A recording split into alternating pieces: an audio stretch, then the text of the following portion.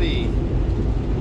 It is Friday, August the 27th at 10 a.m. here in Kansas, heading to Denver for a delivery. Hey, so it's been a little bit since I posted. I told you guys I would probably just do about once a week. So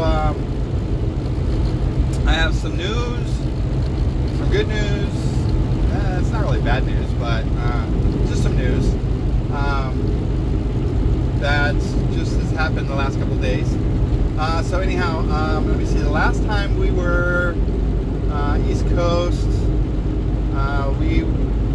so that was, I don't remember if I talked about what happened. We ended up jumping up to, we delivered in Orlando. Okay, that was a good load. We delivered up to Orlando. Then from Orlando, we moved up to the Ocala terminal because we didn't have anywhere to park.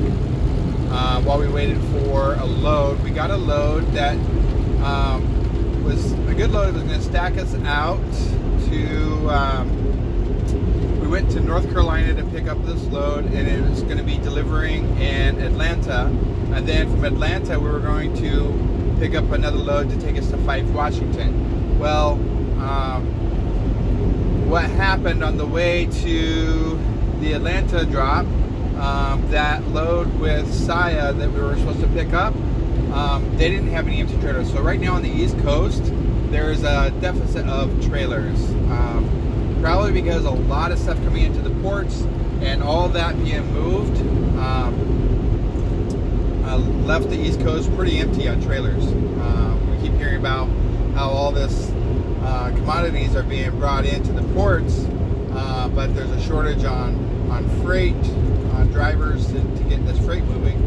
Well, I think that Swift is doing really well and moving their freight so well that we're short of trailers now. So we're needing trailers to come in. So anyhow, Messiah didn't have an empty trailer to load our load that we were supposed to be picking up. So they moved it out another day. Well, that would have caused us to set 24 hours waiting for that load. So what they did is they took that load off us and sent us back to South Carolina to pick up a load that was going to Colorado. So, I mean, it took out, because the load that was going to Washington was beautiful. It was 2,700 miles. It was great miles. It would be great money. So we got this one. It was 1,500 miles. So it was about 1,300 miles short, maybe.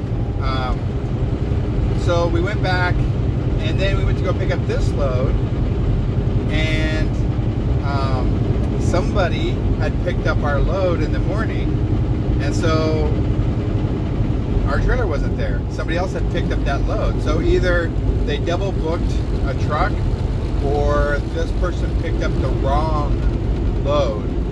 Because when I called in and talked to the planners, there's another. So this is Ross as a shipper. They have a distribution center in Fort Mills, South Carolina, which is where we went to. Our load was supposed to pick up, and 8 miles away in I think it's called Rockport, South Carolina, is another distribution center. Okay, very close together, which also had the same exact load going to the same exact place in Colorado that the other load's going to. So I don't know if somebody maybe got things crossed. I don't know, but it's not a big deal. I mean, it's 8 miles difference. It was like 5 miles less than the other load, which is fine. So we were able to jump over and pick up that other load, and now that's what we have. The nice thing about this load is it was a solo load, meaning that their time to deliver was set so that if a person was driving solo, you can only drive so many hours a day. So we had extra time. So it afforded us the ability. We stopped when Alex ran out of time the day before yesterday. which took us to Kansas City, right outside of Kansas City, a place called Oak Grove. Has a really nice big truck stop there, and we did our 34-hour reset. So it's called a rolling reset, where we went ahead and reset our clock. I got up this morning when my clock was reset and started driving out. Alex has about 6 hours left before his clock is reset, which you'll be able to finish out this load in Colorado. So we'll be delivering tonight, and then we just got another load to pick up at Coors, which every time we come in we drop in Colorado. We usually pick up Coors coming back out of Colorado, and we did. However, this is going to be delivered in California, and it's a live unload, but because of the amount of time on it, we are actually going to drop this at the Swift yard in Las Vegas. So I don't have nothing else after that, but I think that the reason why they did that is to reposition us back to Phoenix, because I need to be in Phoenix. And the reason why, this is the news, is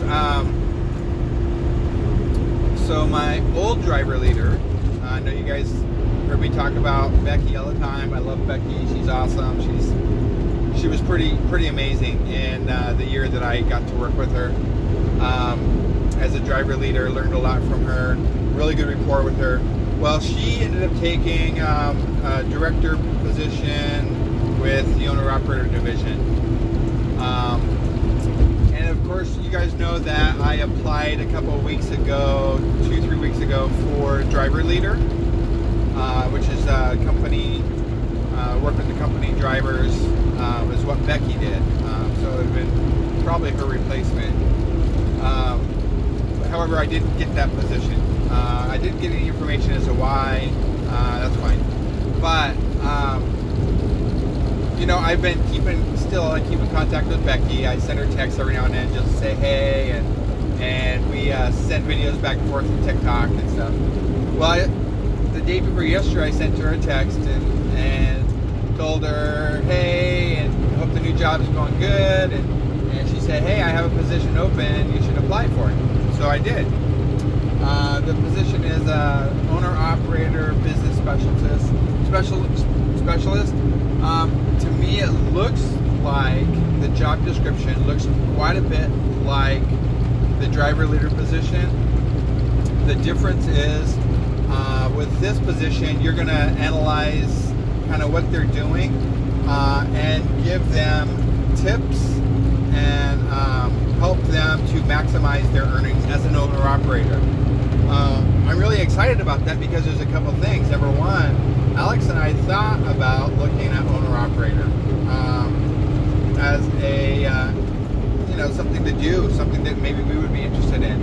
But there were so many questions, and going into this position, I'm going to be learning about the owner-operator division and what that looks like, and what it looks like to run a business as far as from the truck standpoint. See how to maximize those miles, and see how to maximize the costs and everything. So for me, I'm super excited about that. Even if we don't, having that knowledge and getting more knowledge in the industry is exciting to me, because I don't plan on sitting in a position. I plan on going up and moving something else. So I'm excited about the opportunity. So I got the position. I was told yesterday that I landed that job. So I'll be coming off the truck. They have me set to be in Phoenix on the 1st, which is Wednesday. So the reason I say I wonder if what they're doing is they're getting ready to position us to Phoenix, and that's why we're dropping in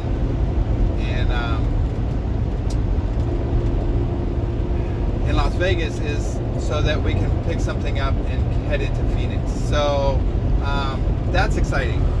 What that means for Alex, I know a lot of you probably are thinking about this as well, is so Alex is going to remain in the truck, but we're going to be talking to driver placement to find a line of business, either dedicated, local, that will allow Alex to be home every week. So to have the weekends off, or to do his 34-hour reset at home. So or where he's home every night, or whatever that's going to look like. That's the goal. And then keep him out of the mountains, out of the snow. He really has a fear of driving in the snow, going at the north. Kind of what we did last year with all that snow. He didn't like it, but it was okay because he's with me. Being solo, he's not willing to do that. So that's going to allow us to talk with driver placement, kind of let them know what he wants, and match it up with loads that they have. So that's kind of our next step. As soon as he gets up today, we will call, and I'll have him talk to driver placement and see what we can work out with him. So exciting news. That means last night I spent a good portion of the night looking at realestate.com and Zillow and rent.com, looking for a home. And so I should probably be getting some calls today from some agents about some of the houses that I saw. There's some nice ones that have pools. I'm really looking to get a home with a pool. I would like to have a pool. And there's quite a few of them, and within our budget, within our price range. So that's going to be exciting. And that's going to give Nikki some footwork to do this weekend, because she's going to have to be our eyes, and she's going to have to be the one that's looking at those homes for us, to go in and kind of do the viewing and walk through and make sure that it's going to work. And then we'll fill out the applications and get those app fees in, and look at getting in ASAP. So as soon as Wednesday, when we get in there, to get into a place. Some of them that I looked at, like one place is not going to be available till the 15th. So I guess we'll be living in a hotel until the 15th. We'll see what happens. The nice thing is I'll be able to still stay under the Swift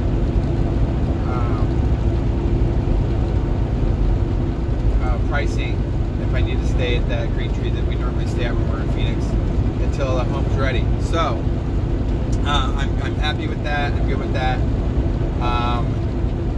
And yeah, so that's the news. What I say is kind of the bad news is, so what that means for Sleep or Berth Diaries is it's going to be coming to an end. Since Sleep or Berth Diaries was all about being in the truck, and doing that, what I'm doing now, kind of talking about where we've been, what we're doing, and it could change up. I could very well change that, because as I'm learning more about the owner-operator experience, I very well could be switching that up from talking about this to talking about the pros and cons of being an owner-operator. If Alex would do this, he could still do it since he's still going to be on the road. But it just means there's going to be a change, some type of a change. One thing that I'm going to also continue doing once I get back in is I'm still going to be doing Uber and Lyft in the evenings. So I may be sharing Uber and Lyft stories. So we'll see. We'll see what I'll do. I'll still do something. It may change. The name may change. It may stay the same. Hell, I don't know. But that's kind of the news. That's kind of what's up. So, yeah, I figure I'll probably do at least one more once we get in and kind of give all the final details about what's happening. And so yeah, look for probably at least one more. If I figure something out to do multiples, then I'll do multiples. The nice thing is I'll be at home, and it may not be live videos anymore.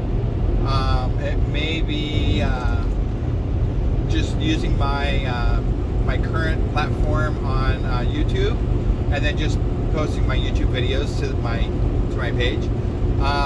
There's a couple things, is because I'll be having my dash cam in my van. That's what I use when I'm doing Uber and Lyft, and you never know what you find out, what you see, what you hear.